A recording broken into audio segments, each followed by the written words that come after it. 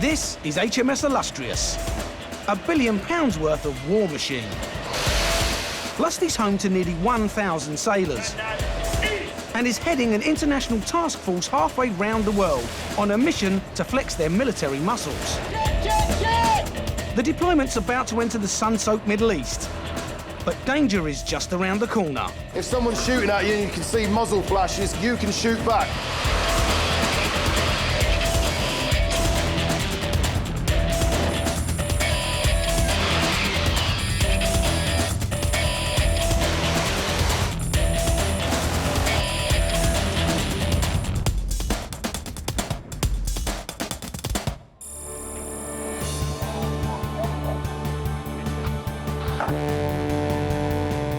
Lusty's leaving Malta and 3 days shore leave behind.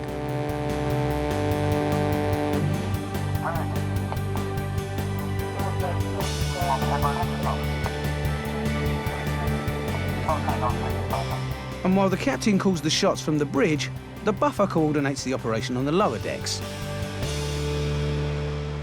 But how do you get a 20,000-ton aircraft carrier through such a narrow port? It's easy. Just give it a little tug.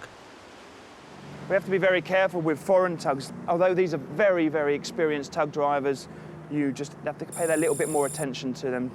Because if we start to pull them rather than pulling us, it could be quite catastrophic for the tug. It's nice to see so many people turned out. Looking up at the castle buildings, there seems to be hundreds of people there just to wave us off, which is fantastic. What a brilliant run ashore we've had. These stopovers are a perk of the job for a crew that often spends months at sea. Why did I join the Navy? The age-old question. You get to travel the world, you're getting paid for it. Good weather. Being on a ship, you do travel around to a lot of places, get to see a lot of foreign ports.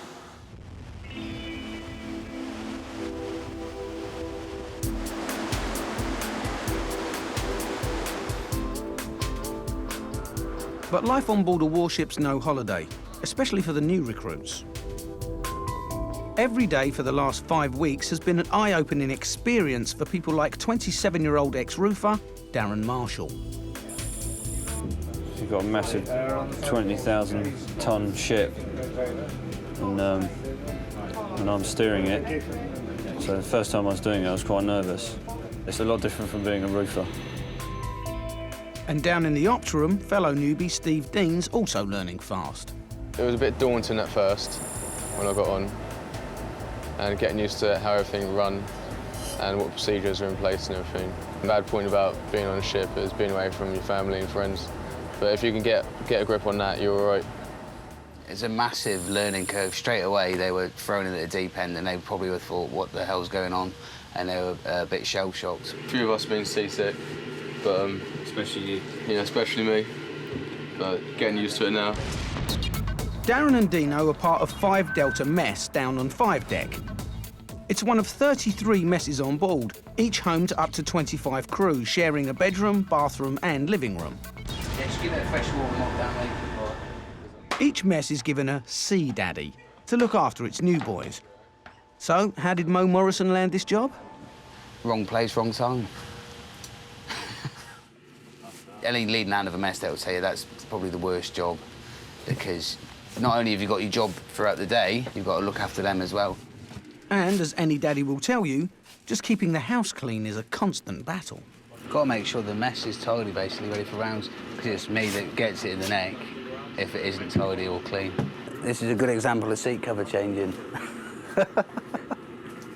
Well, not that good example. With 25 sweaty sailors sitting on them, it's a necessary fortnightly chore, but not what 18-year-old Taff Edwards had in mind when he joined the Navy. This is what it's all about, see? All the soap scum on the sinks and taps have been scrubbed off. You know, like all the toothpaste and soap scum. All the pubes are out of the scuppers down there. That's usually a good pube haven down there. And the ginger ones are Taffs. Yeah. Yeah, done a good job, mate. Yeah, some of them, I'll be sad to see them go, you know. They're good lads. And, you know, you can tell good lads, they just get on with it without any problem whatsoever. And, you know, some of them, you know, see you later, not bothered. Illustrious and her crew are travelling through the Mediterranean. But in 4 days' time, they'll have to navigate the narrow 101-mile Suez Canal, and the ship's company will have to be ready for any potential terrorist attack. Readiness increases.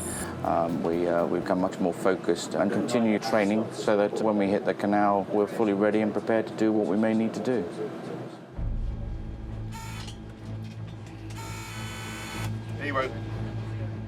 But Captain Chick has got a more immediate problem. It's one of your lads, isn't he? One of the crew has gone missing. Last seen last night.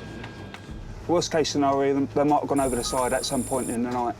So what we then do is invoke Operation Thimble Hunt. This is an exercise we go through if someone can't be found on board and we think they might be missing. All depots, all deck codes, water answer room in 2 minutes' time. For a man overboard in these waters, the chance of survival is slim, so the ship immediately swings into action. Their messes, they're mustered by mess, and that way we check that everyone's available. Logs department fully closed up and all present. Ollie, Junior WHMS, all mustered and correct. Executive Warrant Officer Russell Billings is the linchpin of this operation, receiving and broadcasting details of the search. You hear there, this is the EWO.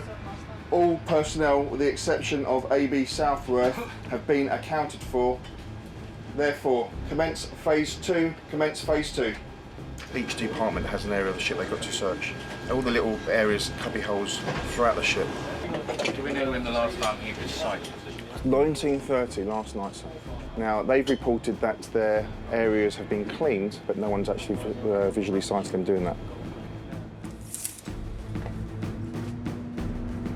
On a ship this size, phase 2 could take up to 2 or 3, maybe 4 hours.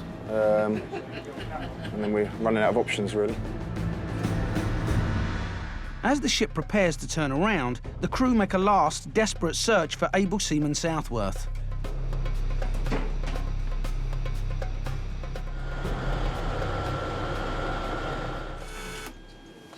Ewo. You found him? Where was he? Right, can you get him to the reg office? Escort him to the reg office, please. Thank you. Found. Where? In the senior, behind one of the senior 8's bulkheads with his head down. Really? Yeah, this is Ewo. Operation Thimble Hunt is now complete. Why he was where he was, we can deal with that. But the main thing is he's well and safe. That's good. Investigating the circumstances of Southworth's siesta will be Master-at-Arms Dave Harris. Given we just had a couple of nights in Malta, there's a few tired people about, so it's not entirely unexpected. It's unfortunate if that's the case. Caused, as you've seen, from the captain down, 45 minutes worth of inconvenience to everybody on board. We take a pretty dim view of that. If there's no reason for it, yeah, it'll be subjected to the disciplinary process, which is where I'll step in. Come on in. Excuse me. Sleepy Southworth may be in for a rude awakening. Life on Lusty has a daily routine like any other. And for steward Rachel Wright, the first job every morning's collecting the officers' dirty washing. It's just part of our job. They bag it all up and shit it for us and then leave it out and we pick it up and take it for them. It's just one less thing for them to do, I suppose. Lusty's got her own Chinese laundry, handling up to 400 loads a day. The laundry's run by Jackie and 3 other guys. They're really nice. They just basically spend all their day washing our clothes and pressing them dead quick for us. Keeping 1,000 crew in clean clothes and bedding is a never-ending task. The machines go on at 7 every day and run till 9 at night. But for Jackie Lau, it's a labour of love. I enjoy, yeah, I really enjoy. Yeah, I'm working over 10 years. They spend even more time away from their families than the rest of the ship's company do. Sometimes we go home 2 times 1 year. Christmas, sometimes summer leave, so 2 times, yeah. Jackie's elite squad of fearless laundrymen need to wash, dry, press and dispatch every item on a 24-hour turnaround. This is dirty laundry. This is 1 bundle. Today we finish about 300 about. To keep tabs on this mountain of clothes is a military operation in itself. So, Jackie needs good men at the front line. And who better than ex-Gurkha, Dob? I joined Gurkhas in 1982 and served 15 years and retired in 1997 and got this job. In army, actually we have a good discipline, obviously. In laundry as well, we have 4 or 5 people working here. In military way, short cotton, yes, it's clean. 1 towel, yes, and another black trouser, yes, and 2 number 4 trouser, yes, correct. We work in the morning, like 6:30, and when busy, we cannot think about anything. Just work, finish work. Laundry number as well, correct. So I put here and roll it over like this. I'm proud of this my job and working sub with the Navy. Tidy up, you're looking nice, so you will be happy about it with the clean laundry. As the main deck's a runway, most of the crew rarely see daylight. So today, Sea Daddy Mo's got a treat for a handful of raw recruits. We're doing a course because we've got to go through the Suez, and we have to protect ourselves, so all the upper weapons crews have to be manned. At the moment, we haven't got enough, you see, so we've got to get a load of people qualified. For the Opterum newbie, Dino, it's all come as a bit of a surprise. To be honest with you, I didn't realise I'd be training on weapons. I just thought I'd be in the Opterum most of the time, but apparently it's all part and parcel of it. We're just doing the training on the minigun. It's force protection weapons for small, fast craft, basically jet skis, like armed with RPGs.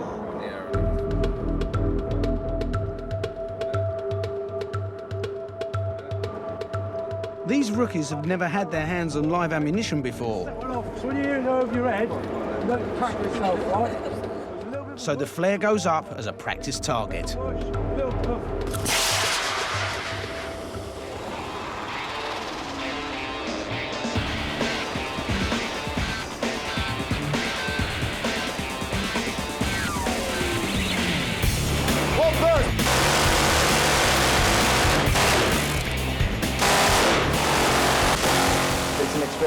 Because it is quite scary when you first pull the trigger, but once you get into it, it's good fun. Having power in your hands is quite good, you know.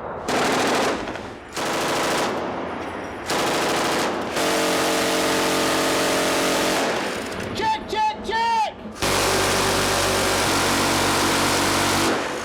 Gives the lads a break from the normality of everyday life in the Navy, where it is just clean and making sure everywhere's squared away correctly.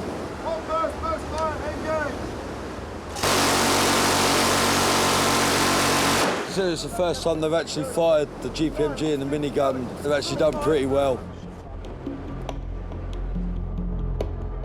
But will they hold their nerve when in 2 days' time Lusty hits the Suez Canal and they have to man their guns for real?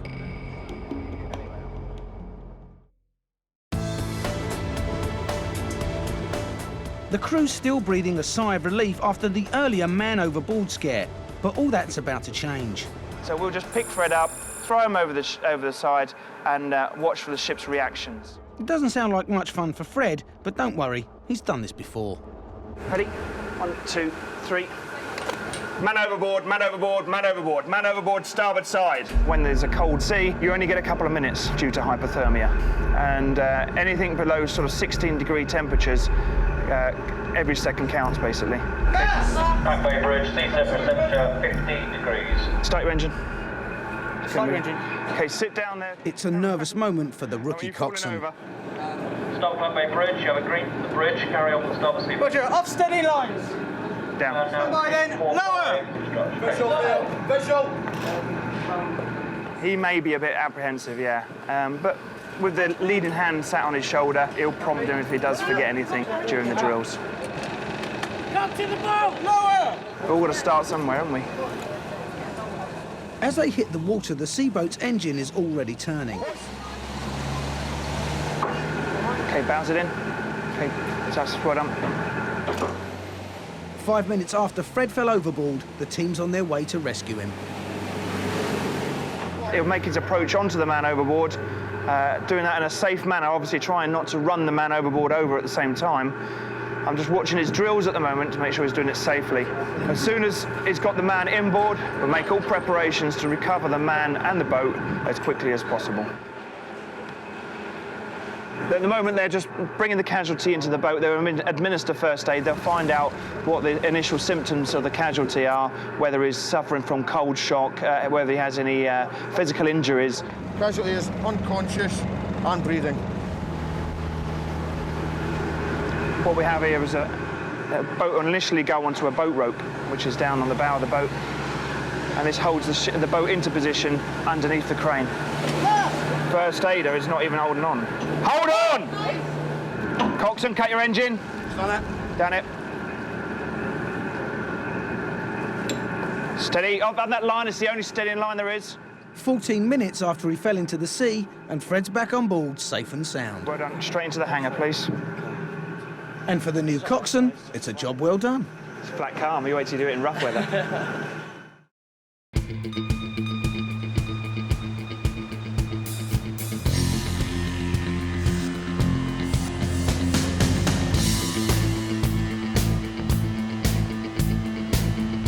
This is 814 Squadron, the Flying Tigers. Flying, I guess, is inherently dangerous. Everyone's life in that aircraft is in your hands. It is glamorous and a good fun job, but the reality is it does hold its dangerous moments as well. As the ship's first line of defence, the Tigers need to be ready for anything. And it's no easy job. Just ask one of their pilots, Stacks, who's still hitting the books. Cramming in as much extra revision as I can now, in and around the flying, so we've got quite a busy flying programme on at the minute. When we get this qualification, it means that we can actually be the commander of the aircraft and in charge.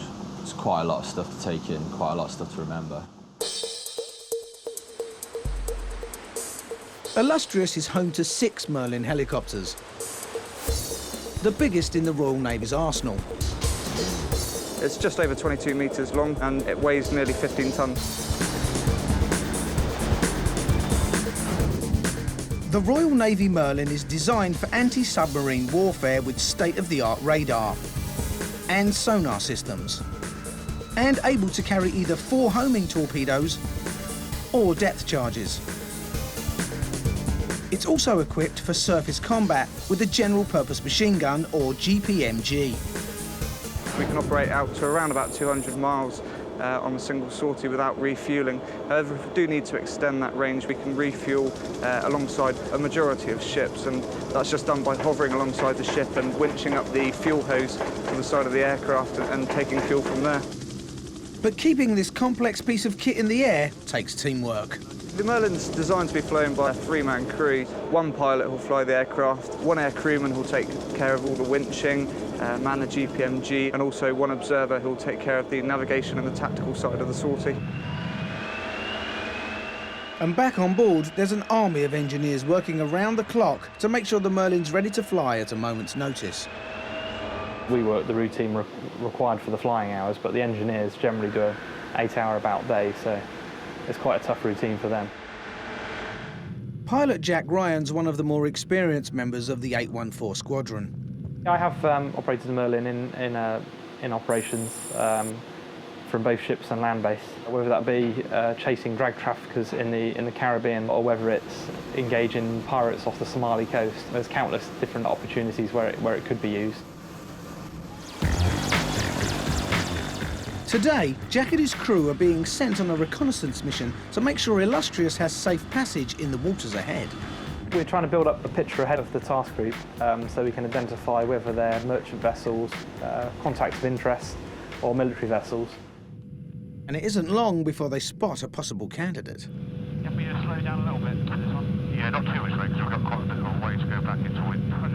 I'll just slow down to 100 knots. Okay, all 4 of those large cranes, they are all 4 cranes on the superstructure, just at different angles. It's not the one we're looking for, is it? No, it is a large crane carrier or something like that. Dismissing the first ship as no possible threat, the crew head for the next target on their radar. You ready with the temperate, Lofty? Yeah, somebody should be on the dock. Which way are you going, man, mate? I'm just going to literally cross over stern, then come back so Lofty can get a couple of knots of it, and then I'll run down the right-hand side of it. Happy? Okay. Okay, Lofty. Ship's passing from my 12 o'clock. I'm coming up its wake. Okay, the ship is now in my 1 o'clock. 100 yards. Coming down the starboard side. Just good. I was going to try and get some on the back end of the ship. Get his name as well. Yeah. Can you take a photo of what they've got on the quarterdeck at the back? As well as identifying the vessel, they've got to record anything suspicious so it can be analysed back on board Illustrious. Oh, now we're just tracking the ship, keeping an eye on it, using the radar while we return back to the tail of the vessel. If you get a nice clear image that is then useful to the intelligence communities, then on the face of it, that is the successful exercise. That's the one. Well, there's quite a few ships. Unlike the rest of Lusty's crew, the Tigers have only one job on board. Because we try to have the ethos in the Fleet Arm of working hard and playing hard, then obviously we're quite often seen in the bar. They all come on in their green overalls and fly around. We actually call them wafoos for wet and effing useless.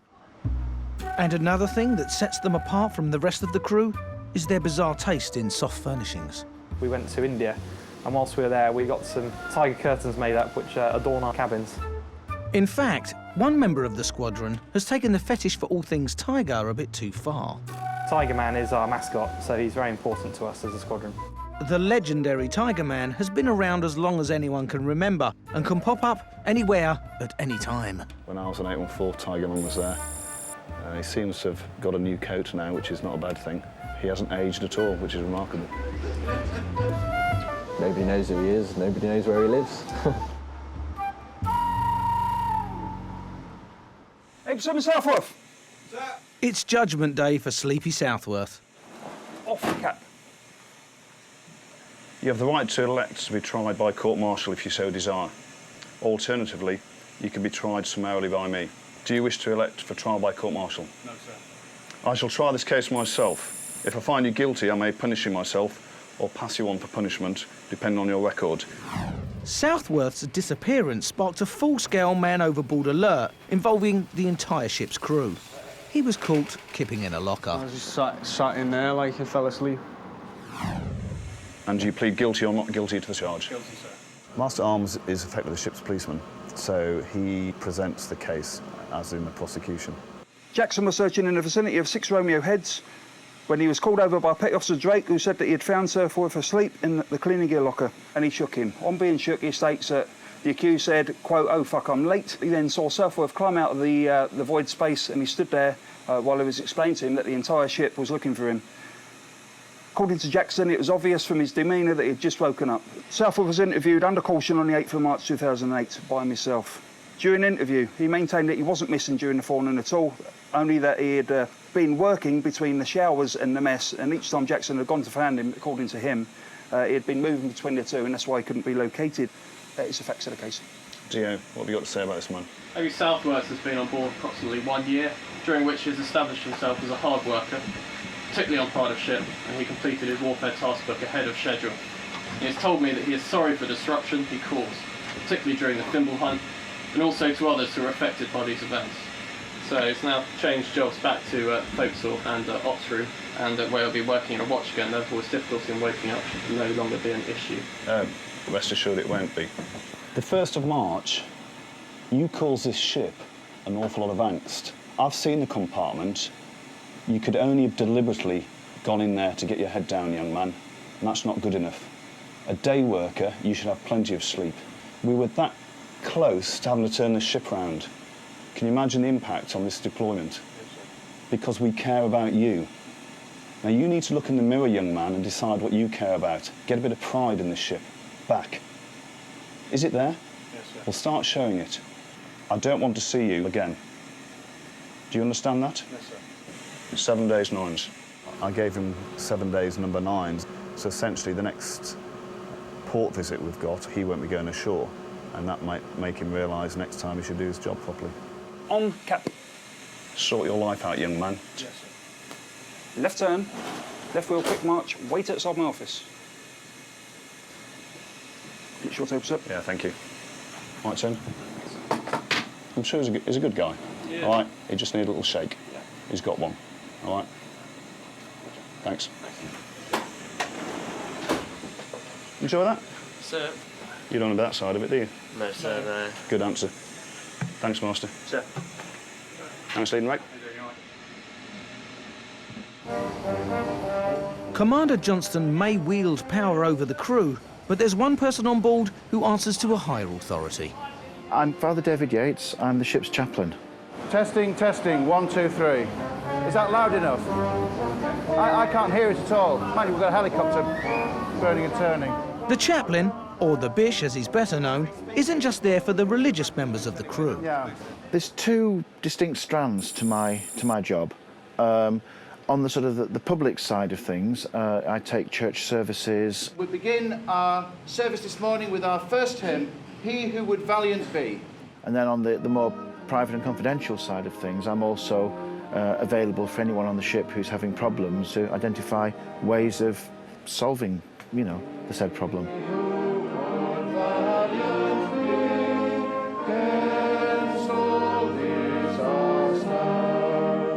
The way that we do the Sunday morning with the service and the refreshments afterwards, it does make a nice bracket, a step change in the routine from the rest of the week.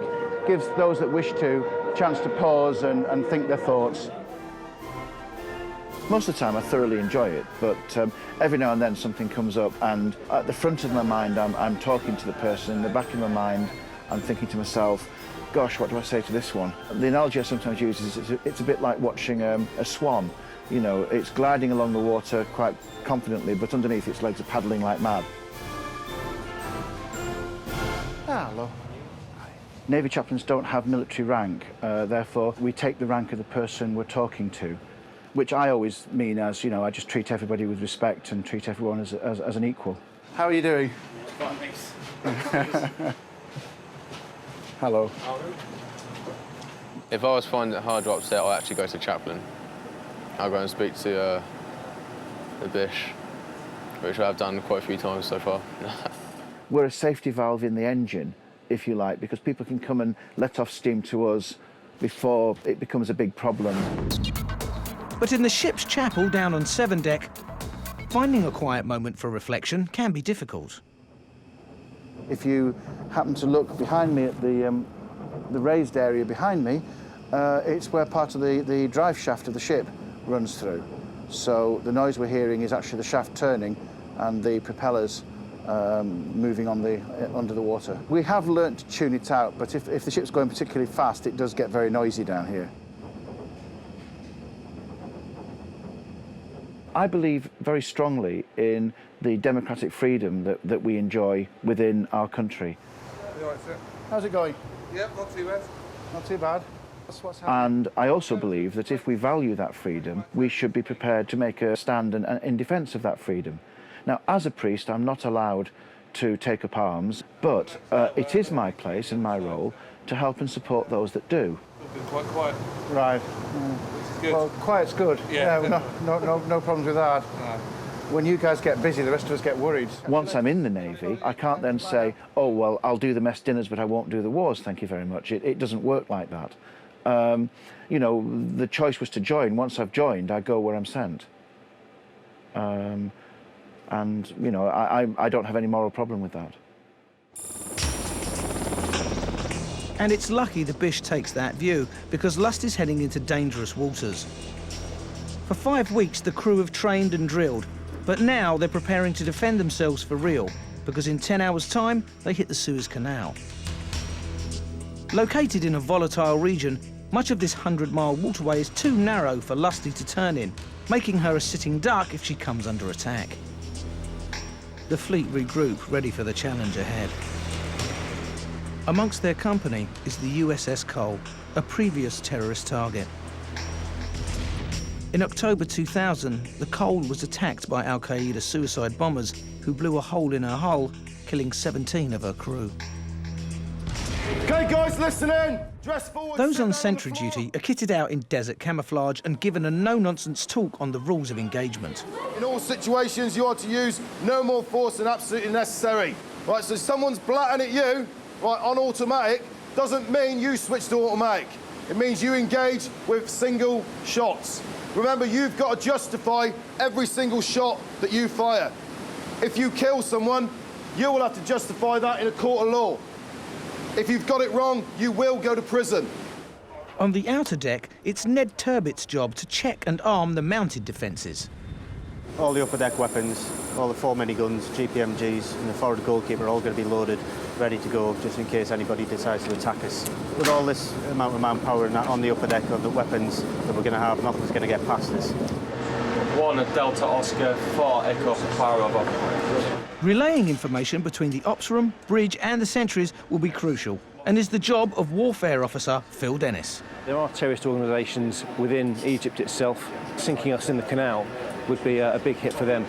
A lot of those organisations are Islamist as well, so they see us as part of a coalition with the Americans and the other nations in the Gulf, which is working in Iraq and Afghanistan. So they could see us as a target for those sort of reasons as well. A challenge must be given before opening fire. You're to challenge by shouting, "Navy, stop or I fire," in English. Right, they may not understand what you're saying, but the forcefulness of you saying it, right, will mean they'll probably get the general idea when you're pointing a rifle at them. The rate this fires at, 3,000 rounds a minute, so you've got 60 seconds worth of firing in there. It doesn't sound a lot, but all you would really need is about 3 or 4 seconds worth, and that would be enough to take out any target.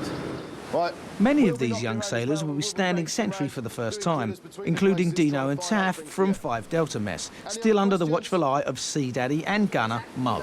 You're looking out for small crafts, people on a jetty, RPGs, that type of thing. However, if you see anything that you think might be of that description, give someone a call first, right? If someone's shooting at you and you can see muzzle flashes coming towards you, you can shoot back. Okay, when you're out there, make sure you're vigilant, because the time you're not being vigilant is when the guy's going to come in on his craft and blow himself up on the side of the ship. There's a lot of young lads on board. Probably it's going to be a big wake-up call for them. It is exciting. Looking forward to a good experience of it, to see what's going on out there and just hopefully not get shot at.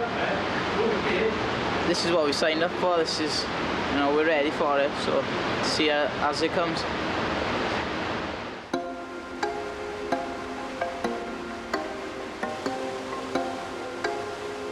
Yeah, there, Commander speaking. Good evening, Illustrious. Just want to discuss the next 36 hours as we transit the Suez Canal. Lebanon remains quite tense, and what you've got to bear in mind, as we transit the Suez, there's a real threat out there. There won't be any exercise scenarios. If the alarm's sounded, it's for real, be it fire, flood, or even worse. If there's any incidents, deal with them quickly and efficiently, but above all, be safe. Let's get through the canal safely over the next 36 hours into the Red Sea and continue with the deployment. That is all. 6 GPMG aimers here, 4 minigun aimers here, and 2 riflemen. Rest. Please stand down that end. Yes, please.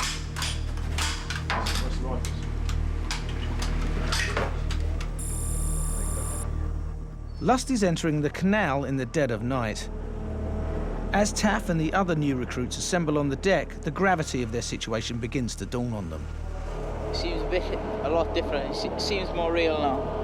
It seems as if you're actually doing it now, yeah.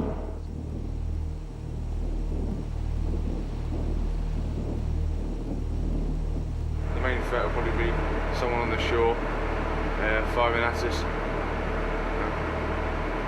Especially, someone popping up and firing an RPG towards the ship would probably be the worst thing we could see.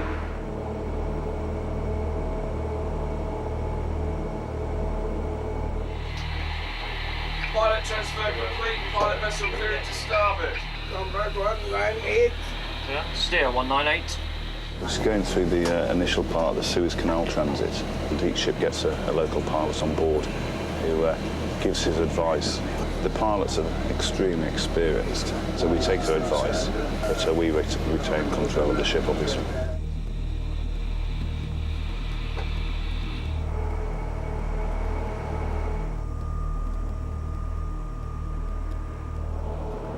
Quality. Living the dream.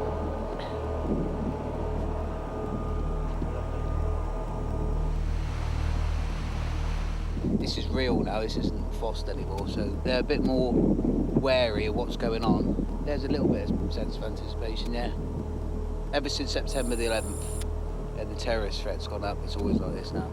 I remember the first time I went through here, no one was close up. We were sunbathing on the flight deck and playing flight deck volleyball on the way through.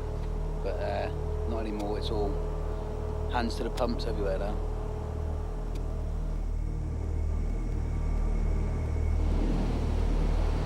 I've only gone to Roger.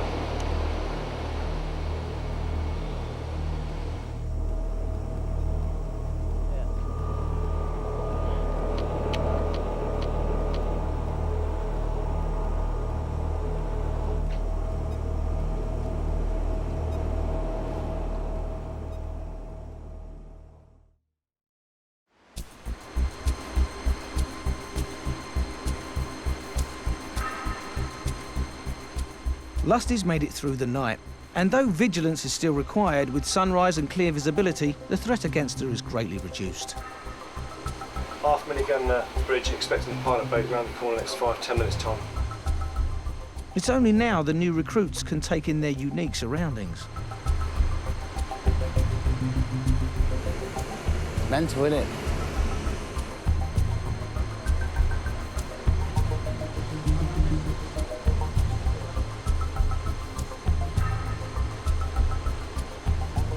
See that, sir, have you? Every red flag. Every red flag is a squaddy. He's been there all night. I think we get sent off. Look at him stood there. The Egyptian government and Egypt, the country, owns a huge amount of foreign revenue from ships using the Suez Canal. I think annually it's about $2 billion. So it's a big input for their economy. So they're very keen, of course, that one, the canal stays open, and secondly, that there are no incidents for any ships going through. But until they clear the canal, the sentries are still the only crew allowed up top. Below decks, cabin fever's taken hold, and the cooped-up crew are challenging Lusty to a race. We're rowing the same distance as the Suez, which is, I don't know actually, 80 people doing 2,000 knee, work it out.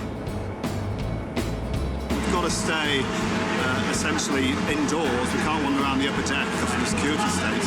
So it's just a way of motivating the guys, giving them a target. But as you can see, it's good fun, it's working. Come on, man. Push it out, come on. Well, I don't know how much more we've got to do, but I think the ship might be winning just at the moment. My time was 7 minutes 18 seconds, unfortunately. It's turn beat 7:15, but hey, I'm getting old. I'm going to go and die now.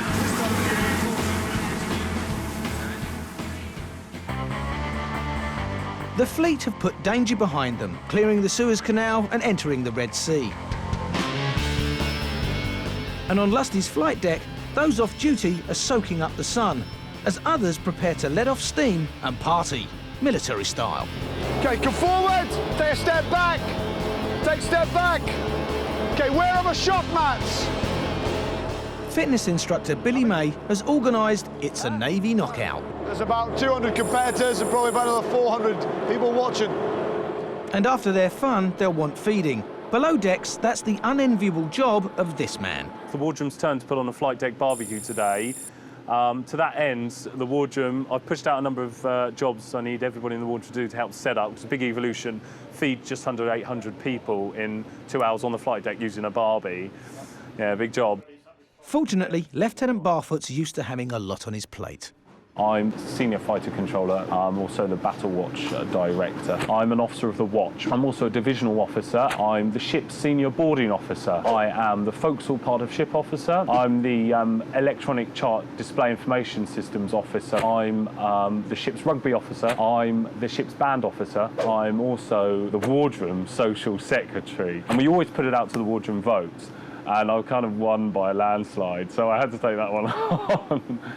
Right, go aft to see how these barbecues are being set up, if they are at all.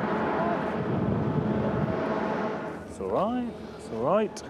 One of the concerns was that we had some of the flight deck damaged when the Spanish Harriers were on board last year, and they basically put 2 holes in the deck.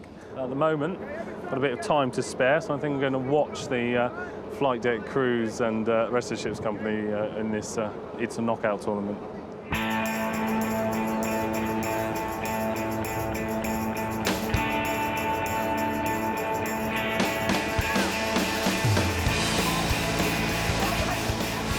Some kind of sadistic enjoyment out of this.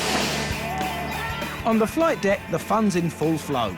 Although the improvised bobbing apples are leaving a sour taste in Sid Little's mouth. Yeah, it's not the best apple dunking because it's not apples and masking tape doesn't taste quite so good. Yeah, massively organised chaos, but fun. Have you ever seen them smiling so much since we left from the UK wars? I haven't got a clue what's going on, I've just come up. Yeah, getting a few supplies. Ably assisted by Lee, the only officer to have turned up for this. So, surprise, surprise there. Everybody's got a chance to have a shot at the title, to have a fight with Ewo on the slippery pole with a bit of water. At the moment, that's probably my favourite one. Ewo Russell Billings is the reigning champion on the slippery pole. But there's no fair fighting today. Do me a favour, lads, go through the tiger on the pool, go, quickly, go. And Ewo's not the only one taking an early bath. Sorry, Mr. Clark. Tiger on the deck, unlucky. Sorry, sir, no animals on the flight deck. We should have to do this more often. It's a little bit behind time, but hopefully we can pick that up. I have every faith in my chefs. But then Barfoot would say that, considering who his chefs are. Our chefs are, never let it be said that too many cooks spoil the broth. Certainly on the top echelons, we have Commander WE, the Commander, Commander Logistics, Harry, who's Lieutenant Commander 814. All the ingredients for a disaster. No, joking. Don't say that, because I'll get the blame. Right, fingers crossed. Sirs, quantity control. I know Sirs obviously well on it here, but it's one sausage. One sausage. One sausage, one burger, one piece of chicken. Okay, they can help themselves obviously to baked potatoes and salads and stuff. When does the barbecue start? 1800. The booze is due to come up at about 1800, funny enough.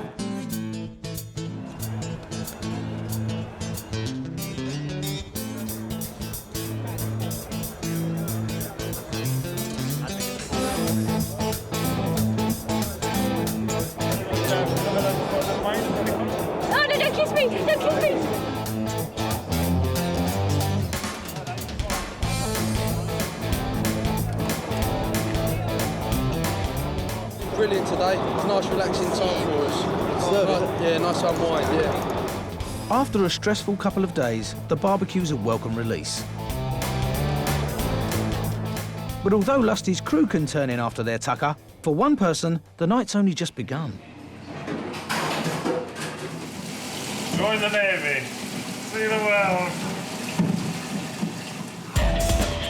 Next time on Warship, Illustrious is invaded. Harry Boy's kind of arrogant and cocky. An 814 squadron are on the defensive. We're still the top Tigers.